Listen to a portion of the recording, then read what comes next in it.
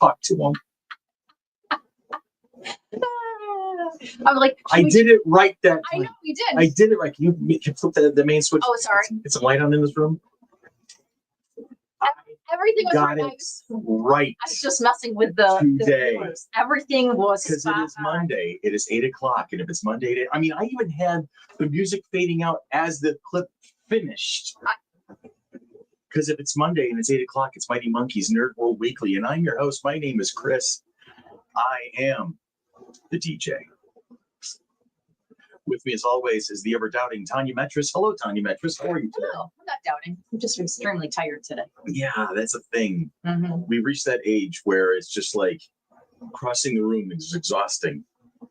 Yes. It's just that kind of a thing. Mm-hmm. So we know a couple of you are watching at the moment. You haven't talked to us yet, and that's cool. We still miss you anyway. Hope you guys are having a great week. Hope it has been such a wonderful weekend for you. What's at this time? Now, what are we doing now? The powers of prognostication again. We're supposed to talk about Star Trek Strange New Worlds Season 3, and talking about the upcoming Starfleet Academy series. Yes. Okay, so you're gonna slip out of your little game for a change of pace, because I'm gonna need you here. So if you can look up some stuff about Starfleet Academy, because talking about Strange New Worlds is not that much of a problem for me. So while you're doing that, let's do a quick rundown of the things that we already know, friends, because this is the kind of show we're bringing to you this year. September 12th, 13th, and 14th at the whole sports experience in Gates on Elm Grove. Plenty of free parking. And you will get to meet Amy Acker, actress and person of interest, The Gifted, Angel, and Alias, on top of so many more things. With her will be the legendary D.B. Woodside. I haven't used that word in a while. So legendary? Well, look at this man. He's handsome. This is a dude who's worth the legendary moniker. All right. And he is from Buffy the Vampire Slayer, 911, Lone Star, The Night Agent, and most prominently recently, Lucifer. Again, so many more things from him. Now, what else we got here? We have Kaylee McKee, a wonderful voice actress, writer, world builder, and artist. I am excited to meet her. And with her will be Megan Hollingshead, Guy Gilchrist, Jeff Klein, Michael Golden, and Renee Witterstader. So that is really quite the lineup for you. We've done some work on. And hello, hey Mills. It's good to see you, honey. And that is what we're going to show you in September at the Total Sports Experience in Gates on Elm Grove. Plenty of free parking. I think I mentioned that already, but it's always worth saying it a second time, just for you, just for those people out there who are watching us. All three of you right now. Oh, nope, down to two. Never mind. Sorry, I was ahead of myself. And the hundreds who watch us throughout the course of the week. Used to be thousands. We're down to hundreds. You know what would happen if this were a broadcast show? We would have been canceled 3 years ago. Just say, we do this for you. We put ourselves through this for you every week. So anyway, it's all good. It's all good. So Star Trek has a couple of things coming up this year, this summer. Yes, it does. Strange New Worlds, both are on the Paramount channel. Strange New Worlds Season 3, The Further Adventures of Captain Christopher Pike in the Enterprise. This takes place before the legendary Jim Kirk takes over the Enterprise. And you've been getting into it, haven't you? I was a little upset about the cliffhanger at the end of season 2. I'm like, I know. It's like over a year ago since it aired. We've been sitting on that one. I've only watched it like within the last couple of months. Right. So it's fresh in my mind. Yeah, I watched it when it first came out. So it's just like, oh no, I've been waiting so long. Hi, Peter. You might have to rewatch. I don't have a problem with that. I will tell you straight out, Strange New Worlds has been my favorite of the Star Trek series ever. I like the camaraderie. I like the balance of story and action. I like the technology and the sci-fi or in the special effects. It all fits together. It all feels very Star Trek, like pure Star Trek to me. And Ensign Mount as Captain Pike has displaced Captain Picard as my favorite Star Trek captain of all time.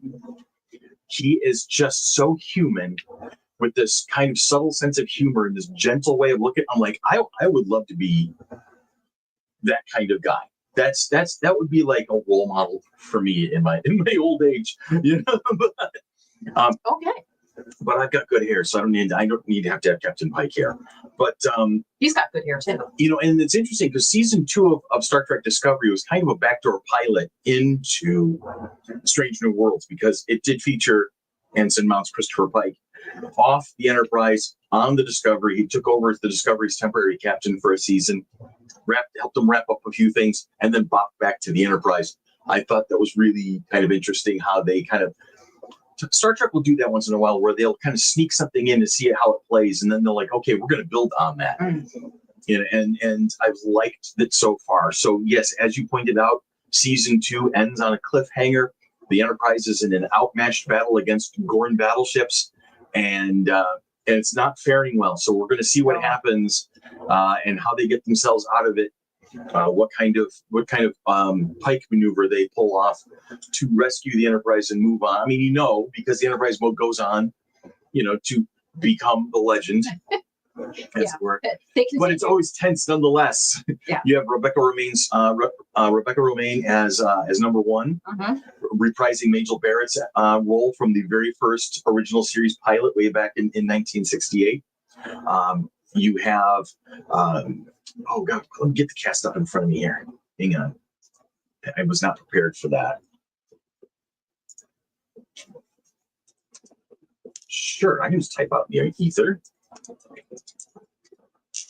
Strange New Worlds cast. Well, I was saying, I'm like, I haven't watched Discovery, so I think I have to go back and watch. Discovery was good. A lot of people will fall off Discovery, because they feel it's too sappy and too whiny and whatnot. And this, it was interesting to see how Star Trek Discovery evoked when did Star Trek go woke? That would be in 1968. Where the hell were you? Andrew C is on board. Ensign Mounts Captain. See, I love it. As soon as I need something, Andy Jr. is right there. No. Ethan Peck is Spock. Ethan Peck has done a wonderful job with the Spock character. Jess Bush as Christine Chappell. Christina Chong as Lan Noon Singh. Celia Rose Gooding as Nyota Uhura. Melissa Navia as Eric Ortega. Eric Ortega is such a great character. I love her so much. Babs, I am going to mess this name up. Olusanamokun as Joseph Mbanga. I think I did pretty good with that. I did massacre it, I hope. Martin Quinn as Montgomery Scott and Rebecca Romaine as Una Chin Riley. You're starting this. You have Uhura, you have Scotty on board the Enterprise again. They have had the gentleman who played one of the vampires in the Vampire Diaries. He's been playing Jim Kirk as a reoccurring junior character, right? So you're seeing the original series kind of slowly but surely being rebooted little by little. So you got Spock, you got Uhura, you got Chekhov, or not Chekhov, you got Scotty, Spock, and Uhura and Kirk. They're all kind of around each other. But 3 of them are on the Enterprise. One of them pops onto the Enterprise every so often to work with Christopher Pike, and then bops back off and does his own thing for a little while. But it almost feels like, because they've approved Strange New Worlds for 5 seasons. So season 3 is about to start this summer, and then seasons 4 and 5 are going into production shortly. Excuse me while I choke this. Yeah, I don't even know why I do this show anymore sometimes. I can't get the camera to work. I can't speak straight. Was it 6 times to get the camera to work tonight? 6. Just to get this damn camera to work.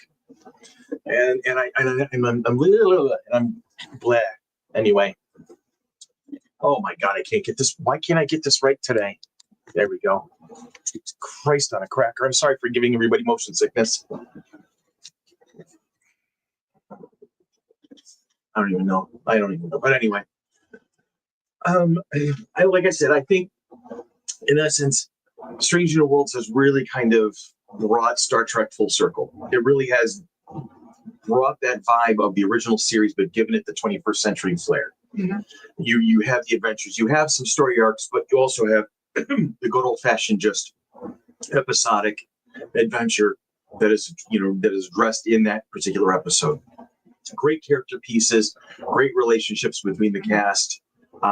Everybody seems to have a good moment. Everybody has strength. Everybody has a weakness, and they kind of mesh that all together in a really good. And they've had some fun with it too. they had a story where the cast was being sent into this kind of like fantasy land, and so they were all like Renaissance Festival characters, and that was a lot. And then they had the Star Trek musical last. I love how my coughing and misery actually creates laughing responses. That's fun. That's encouraging me to keep going. And then they had the musical last season, which I thought was really interesting. So it's funny because I don't know if it was on Facebook or if I was Googling stuff or whatever. It said something about, they going to do Star Trek the musical? And apparently they're working on it.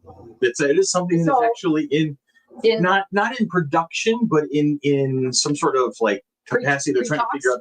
Well, they're trying to see what kind of feasibility they can do with it. They're trying to see what kind of material they have, what would it surround, who they have involved in, and stuff like that.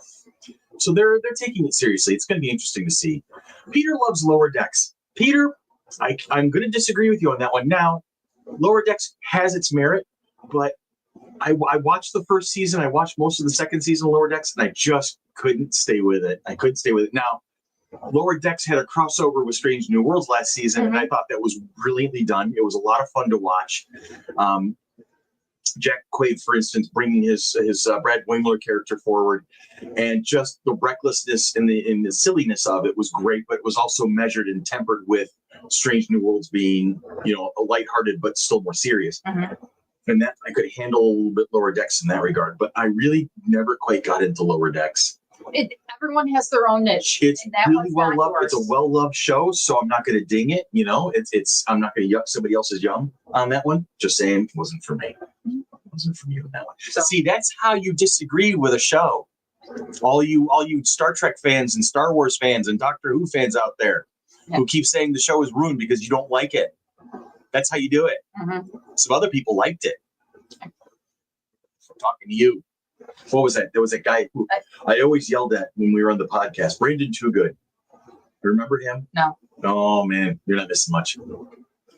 Let's see. It was probably your Christ on a Cracker comment that made people laugh here. Yeah, that's fair. Probably because you're like it was at that point. I'm fine. I'm fine. The legendary Carol Kane is part of the cast. I was as the chief engineer of the show. I was. Are you over the moon on that one? Yes. Part of the space reference? Yes. Oh my God. I was like loving it even more when she joined in and things like that. Because they're letting her be her. Oh yeah. She's really just playing Carol King with an accent. And it's so much fun to watch. She's sharp, she's witty. Because I'm like, she knows what's going on. It is Carol King. She knows what's going on at all times, and she is sassy as hell. I love that. I absolutely love that. So, my prediction for Star Trek Strange New Worlds Season 3 is it's going to be awesome. Because I am so looking forward to it. They're going to get out of whatever scrape they're in right now. They're in, and they're going to find themselves in deeper doo-doo because that's what happens. And I think it's going to be a lot of fun to watch, and I am so looking forward to that. If you have not seen Strange New Worlds and you have the opportunity to do so, I would recommend it. Wait till all of season 3 comes out. Get a month of Paramount Plus, binge all 3 seasons, and then cancel your subscription because I get no money off of Paramount Plus for talking about their stuff. More's the pity. But too bad we weren't commissioned influencers on. I know we would be good at that. Yeah. I could handle having 1 million followers on TikTok or something. We're not arguing with each other. No, I think that's probably what would draw the 1 million followers is watching the two of us argue with each other. Yeah, because you're wrong most often than not. He's not okay. Yeah, nope, sorry, nope. See, Juno knows. Juno doesn't know shit. Juno's right in here. It's like, yeah, you leave her alone. Yeah. She hopped right up to come and protect me. Scooch over. The people are gonna want their Juno sighting. So come here. There she is. Hi, babies. Yes. Yes. No slurps. That's it. You asked for it. You get it. It's Toyota. There you go. No slurps. She is the Miami slurp machine, right? Yes, thank you. So, anything you guys might want to say about Star Trek Strange New Worlds? If you have questions about it, feel free to ask. We would love to hear from you.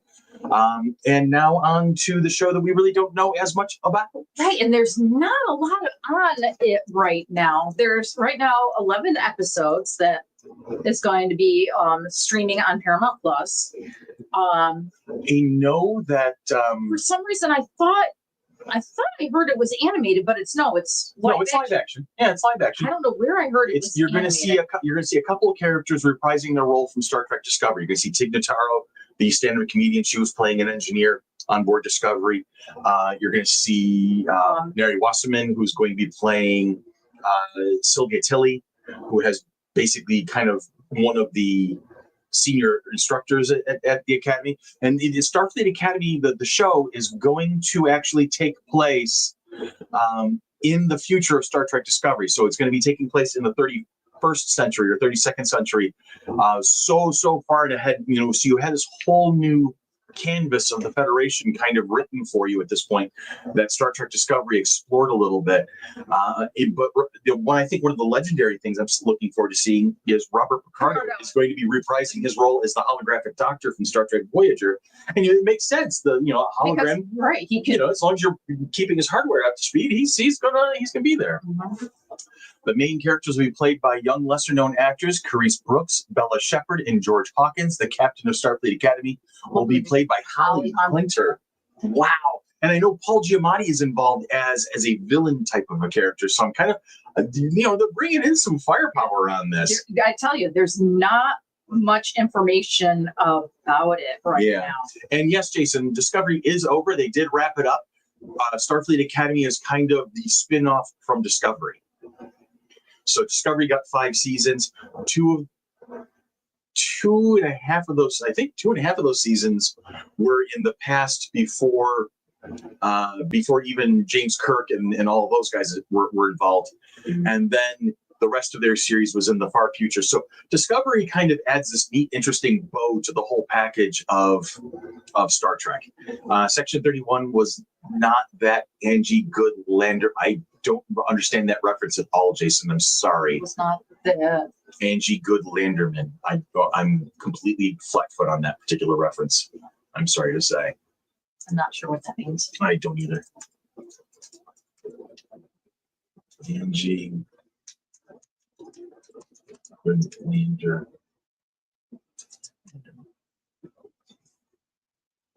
It brings up somebody's Instagram. Section 31, so I don't know. Section 31 was not that good. No, we talked about that a while ago. Section 31 was really kind of disappointing. It was Star Trek's attempt at Mission Impossible, and they could have pulled it off if they took it seriously, I think. But we have a whole episode about that. It kept tagging people. I know what the last name. Okay. Oh, Section 31 was not good. Okay. All right. And then all of a sudden, not that good. Now I'm with you. I'm here. Kept taking people off. So Starfleet Academy. So it's going to be interesting to see. Okay, now I remember. It almost feels like they're trying to do a prequel in a franchise that's been established for over 60 years. Or a reboot, a soft reboot, or setting up future adventures or something like that. I don't know. I don't know. Just go like this and do other. Well, because Star Trek has so many different possibilities. They could go back in time and do the Lost era between the Enterprise B and the Enterprise D. That whole transitional period between the Starfleet of Jim Kirk and the Starfleet of Jean-Luc Picard. Mm-hmm. There's that whole swath of things you can talk about. You can tell the story of the Enterprise C or any other ship.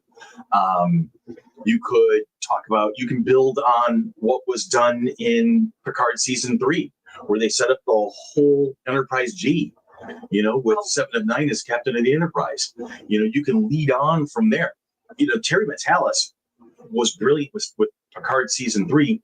He gave Paramount Plus essentially an entire new show on a silver platter. It's just up to them to actually get off their asses and do something with it. So there's a whole lot of things that are going on that can be built on. So who knows? Who knows what's going on there? Who knows what the potential is for that? what are you like looking forward to Starfleet I Academy? didn't even know that it was A thing? coming up. So you could say no then. I mean, I do like most things. Most things Star that's how Trek, folks- so it's yeah. something I'll probably check out. I'm wondering what their target audience is supposed to be, really. Hmm. Sorry to hear that.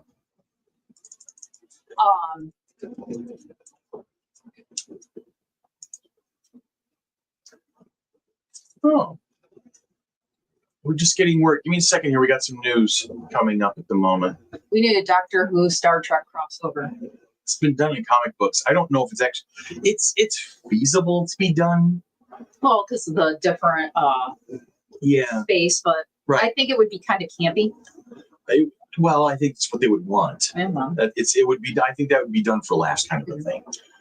We were just getting breaking news right now. American writer, editor, and publisher from the comic industry, one of the big names, Jim Shooter, has passed away at the age of 73. Details are weak at the moment. He had a successful but controversial run as editor-in-chief at Marvel Comics. He launched comic publishers Valiant, Defiant, and Broadway Comics. Like I said, Jim was 73 years old. As we hear more on that, we'll probably spread that along. But that news is just breaking as we are on Yeah, the you air see right Jim now. Shooter? No. Yes. Yeah, so unfortunately, that news is just coming through the wire now. Hey, if supernatural can go into a parallel world, so can the Doctor. Well, the Doctor has already proven to go into parallel worlds. I just don't know if the Doctor Who universe and Star Trek would mesh. Because, the Earth and Doctor Who universe had a much different 21st through 25th century than Star Trek did. So to how they would kind of finagle that would be interesting. It would, I don't know if it could be done. Just thinking about it, because it would have to be very mindful and planful in regards to. Now, the crossover I would love to see would be Palpatine and the Doctor having a conversation, because the Doctor can just wander into the Star Wars galaxy at any given moment in time, and probably like turn off the Force with a sonic screwdriver or something. Probably. I mean, it would be that would be interesting for me, is to see that kind of a conversation play out. But Star Wars fans would not like that, because there wouldn't be enough fighting and explosions. So, because that's what you need for Star Wars. Star Wars has to be a war, or else it's not good. Star Wars. It's the title Star Wars. So that's why they were pissing on Andor, because Andor was basically a spy thriller, and they were pissing on Skeleton Crew because it's basically Goonies in space. They were pissing on the bounty hunter thing with the Mandalorian, because it was not enough. He's so cute. Not enough fighting and whatnot. But Palpatine and the Borg. Palpatine and the Borg could be interesting. That's my commentary, that Star Wars fans suck. Just saying. I love Star Wars fans, but not Star Wars Dr. fans. Chewbacca. Dr. Chewbacca. Oh, Mel's, that's good. Oh, I like that. With the sonic screwdriver on the bandolier. Exactly. Yeah, I don't know. Could you imagine Chewbacca having an argument with the TARDIS? That would be hilarious to me. That would be fun. See, now this Because the TARDIS would understand him. this is just writing itself. Because of the translation matrix. Universal translator. Yeah. Goonies in Space, aka Grown Up Firefly. There you go. Mhm. So I know we've jumped the rails from Star Trek stuff to but that's what we do best. to space stuff. That's what we do best, though. Above and Beyond. Remember that show? What's that? Space Above and Beyond. Space and Above and Beyond? There was a show, Space Above and Beyond. Oh, I do remember that. Yeah, I watched maybe one or two episodes. It wasn't long for syndication, so to speak, but it was like all of a sudden stopped. We're like, what? I think it only lasted a season or two tops, really. I think it's what happened there. But it was very popular among the people who really liked it the most. I'm getting instructions from somebody to restart my 7 days to die server, so I'm just doing that right I'm now. just what the fuck are you doing? I'm taking care of business. Taking care of business. I'm taking care of business because that's what I do. Hey, have you volunteered for Flower City Comic Con yet? If you haven't, the application is up. It's on our website, Flower City Comic Con, fc3roc.com. Hit the apply button, click on the volunteer button, and fill it out in its entirety because I want to work with you. No, wait a minute. Not you, but definitely you. Actually, all of you. Oh, wow. Mhm. That's a thing. We need a live action Buzz Lightyear movie. Yeah. They're taking all the animated stuff and turning them into live action, and I just don't know how I feel about that. Well, you know what? I think Disney has learned its lesson on that. I heard an announcement recently that they're not planning on going forward with any other live action remakes of their animated series at this time, which is good. But from what people are telling me, I have not seen it myself. I'll watch it when it comes out on streaming or something. But the live action remake of How to Train Your Dragon apparently was quite good. Oh, The people who have watched it have said it was amazing. that one I might actually go see So, or wait till it comes out. But there's several other movies that I have to see this month. I still want to see my live action Voltron. Yeah. Isn't that just really Power Rangers? It's better than Power Rangers. I know. Yeah. Well, It's cooler than Power Rangers. because they're all lions. Power Rangers wish they were Voltron. Because they're all lions. Seriously. But we're not dumping on Power Rangers because I can. I you love like the that actors. show. You love the I actors. love the actors. Every single Power Ranger actor we have met have been wonderful human beings. I have enjoyed the hell out of hanging out with all of them. I just still don't like the show. You know? So I just never really Peter liked the likes your show. shirt. Huh? Peter likes your shirt. Peter likes my shirt. There you go. See, I wore it for Star Trek Day. You know what's funny because I have a Star Wars shirt on also. Do you? Here. Yeah, it's a tank top and it was a little chilly in here, so There you that's go. why I have my sweatshirt on. Running air conditioners. But it's got That's Grogu what you right get. here. You have 90-degree humidity and thunderstorms out there. No kidding. Sierra's here. She's late, but That's you know okay. what? It's still good to see you. That is okay. So Andy said something about Starfleet Academy is coming out late 2025, early 2026. All right, so that sounds. It feels like a almost like a wintertime, Christmas time thing. Yeah, because they only have 2 episodes done right now. Oh, okay. At least that's what I saw. That it said 2 episodes for Holly Hunter, 2 episodes for so and so, that type of thing. Maybe it's the only how many episodes they're actually going to be in. Maybe. You know, it harkens back to The West Wing, where Martin Sheen's President Bartlett was only supposed to be like a seldom reoccurring character, but he made such an impression in the first episode. They started writing him in, and he became the star of the show essentially. But it was supposed to be actually the original star of The West Wing was supposed to be Sam Seaborn. I could see his face. Wow, I'm in my 50s and it shows. I haven't watched Lowe, Robert Lowe, Rob Lowe. Holy moly! I am not doing well today. My Andy brain says currently the baked. first season is finished filming. The second is greenlit. Nice. That's good to know. What are you doing? 8 people are now watching. It's good to see you guys. Now you can see me having my Alzheimer's moment. Yay.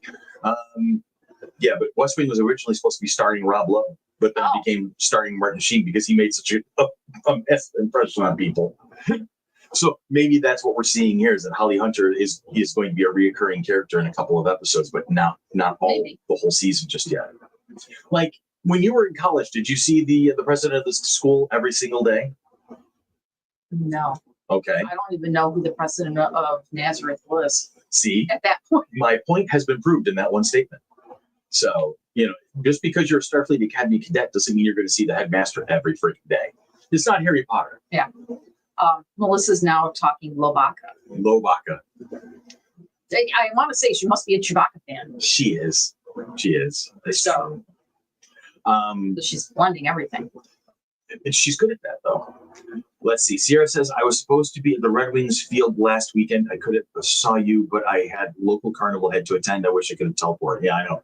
We've often talked about wanting to be able to teleport. I was not actually at Frontier Field or Innovative Field this time around. It was Dan and Ann. It was like a last minute add-on for us. And Nick Yeah, I thought so. because Didn't we have another thing we're supposed to be doing with a, speaking of Star Trek? Or was that in July? We'll talk over offline. Yeah. Yeah. I don't know. I'm confused. So that would be a first. No. Anyway, we've talked enough for half an hour. This has been a scrape. This has been a scrape. I won't lie. It's been a scrape. Not one of our tried and true moments.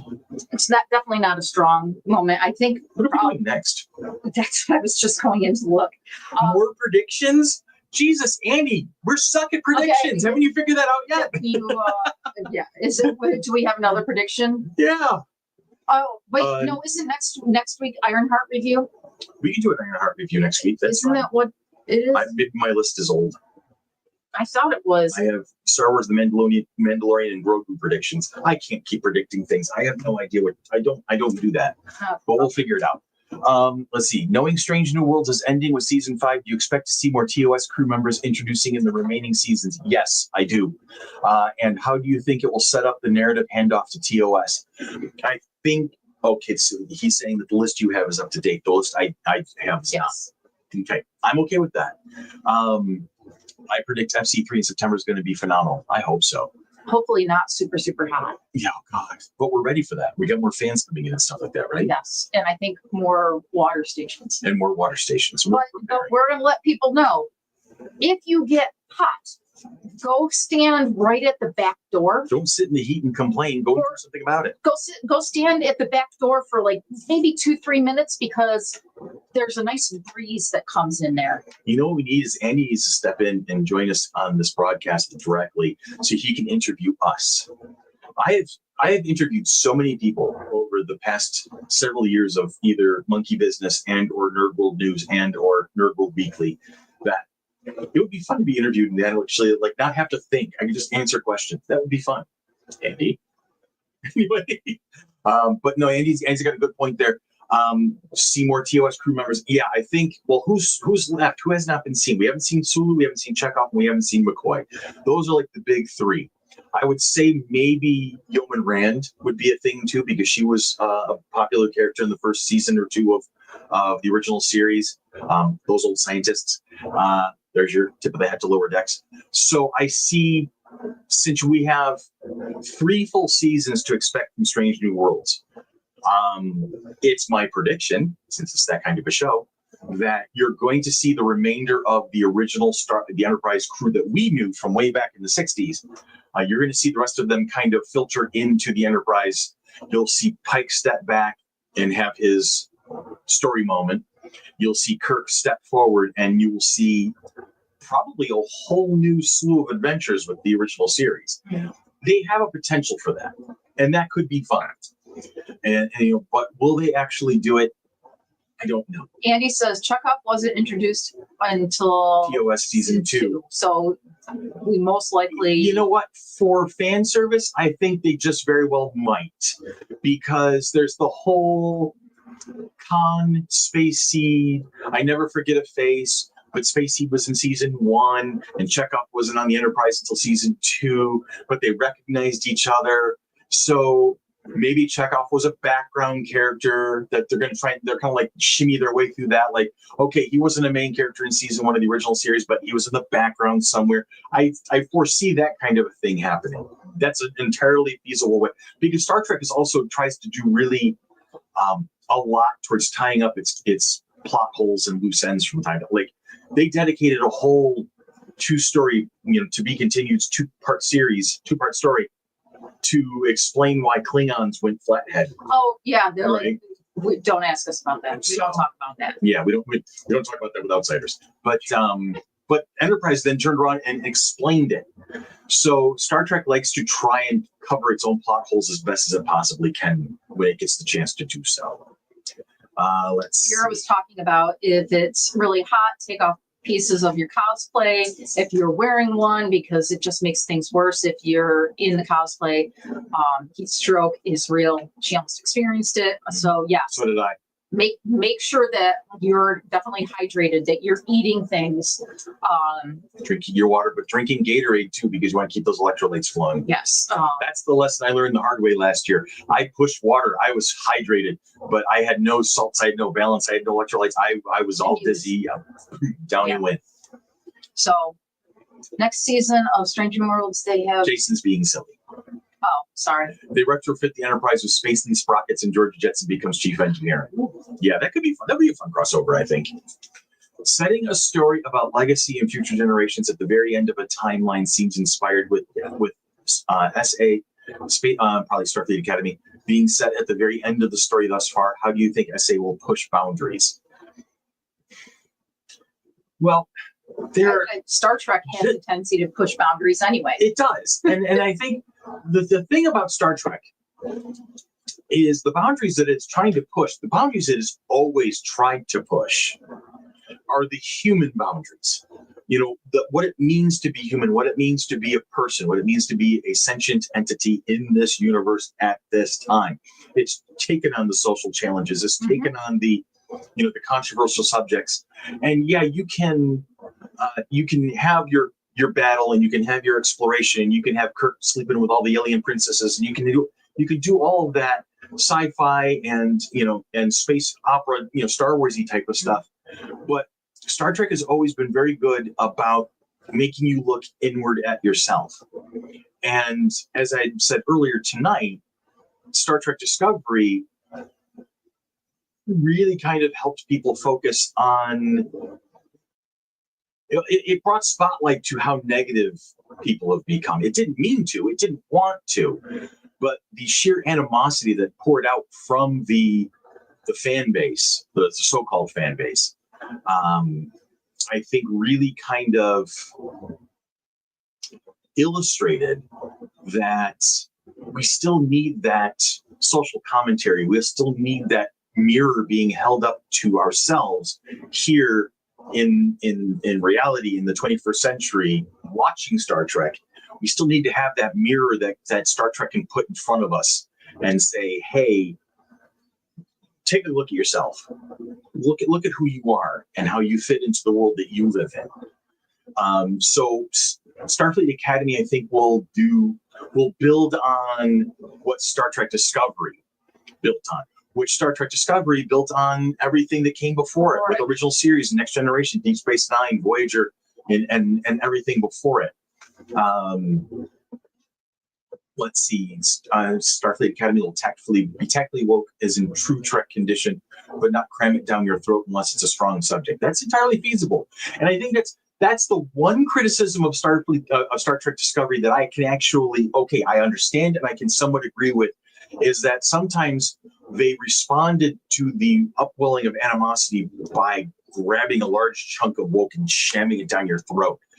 I mean, it would be obvious. I have a friend of mine who is a diehard Star Trek fan, and he even said it was a little heavy-handed at times. Okay, that's a criticism I can actually relate to. But just calling it an abomination, calling it an atrocity, calling it garbage, it told great stories and it had great characters. So I give Discovery, on a scale of 1 to 10, I'd give it a good 6 or 7. It wasn't awesome, but it was fun and it was good to watch, and I think he did a little great job with it. Starfleet Academy will build on that. So hopefully that they take that foundation, strengthen it, and move on. That's pretty much where I can go with that at this point. So the most hilarious oxymoron I've ever heard: Star Trek getting political, going woke. Yeah, seriously. It's like I said earlier tonight. When does Star Trek go woke? That would be 1968. Where were you? I wasn't born yet. Yeah, it has been from the beginning. It has been about holding that mirror up to society and saying, look at where, and giving you hope. That's the thing. That's the difference between Star Wars and Star Trek. Star Wars is about knowing what's right, knowing what's wrong, and fighting for what's right, and digging in even when things are at its darkest and things are at its hardest to deal with. It's to inspire and to push when the times are hard. And Star Trek has been about hope. Look what we can be when we put aside all the crap that divides us. So what can Star Trek teach you? That's Leonard Nimoy.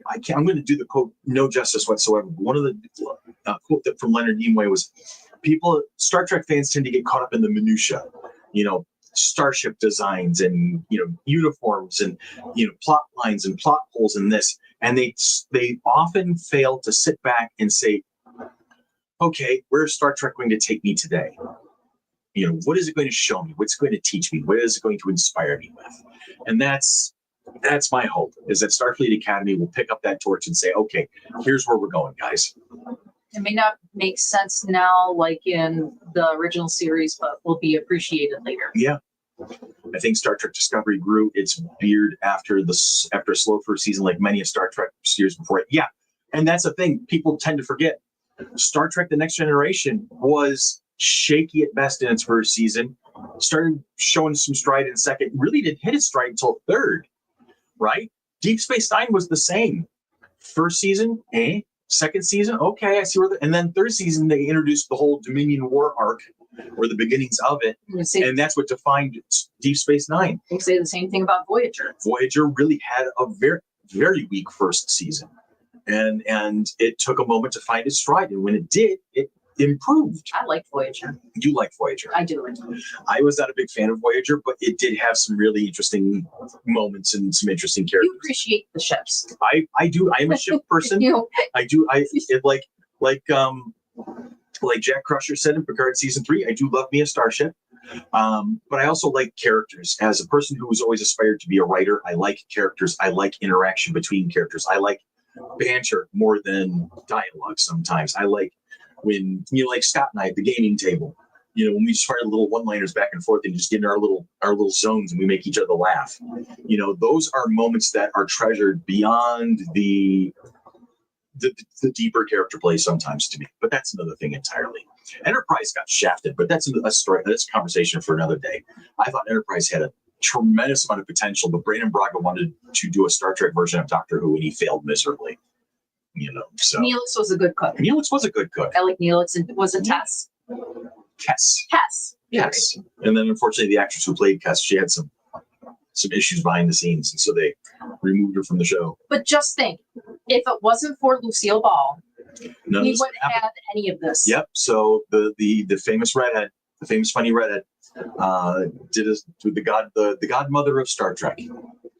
Fairy godmother. In the Lucille Ball Museum, where were we? Jamestown, New York. Yes, at the comedy. Just down the street from the Comedy Hall of Fame, basically. Yeah. There's Lucille Ball Museum, and there's a picture of her kind of superimposed wearing Janeway's uniform, and I thought that was pretty cool, like in Admiral Ball. I'm all about that. Mm-hmm. So yes, everything always swings back to Lucille Ball taking the chance and making Star Trek happen. We would have had none of it without We Love Lucy. So there you have it. How's that for causing a butterfly effect? It was a That's a thing. That was definitely dominoes. So that's all we've got for you tonight, my friends. We will see you in 1 week's time. We are going to be talking about Ironheart. So that means I have to binge watch it. A lot of people have enjoyed it. There's a lot of people who are like review bombing it. They're trying to make it look bad for reasons I still can't figure out why people do that, because they have no life. But the folks who have actually genuinely watched it have told me this was really an impressive show. You mean I've actually watched 3 episodes before you even started it? Oh, yeah. You've got a head start on me for a change. I know. That's very unusual. I've been busy doing other things. I understand. I've got a lot going on in my life. I'm DMing a campaign again for the first time in 3 years. And I'm on vacation for a little bit. For a day. For a day or two. No, until July 9th. Nice. I go back on the 9th. But yeah, so I like Riri. You like Riri? I liked her from Wakanda Forever, so I'm assuming I'm going to like her in the show too. But I was a little upset at the end of the 3rd episode. I'm like, no! Well, and then I have to wait. Keep it to yourself. All I'm saying. We'll get there. I gotta go back to media assets. I'm going to click a button. All right. I'm about to make myself choke again. Here we go. So for that is our show for this evening. Glad you were with us as always. So for Tanya, for myself, for Juno, and for Andy, and for Dan and Ann, Brian, and all the rest. Jason and Sybil and Batman John and the whole wide variety of people. We love you. We miss you. We hope you have a great week. Have a safe week, and we will talk to you again next week.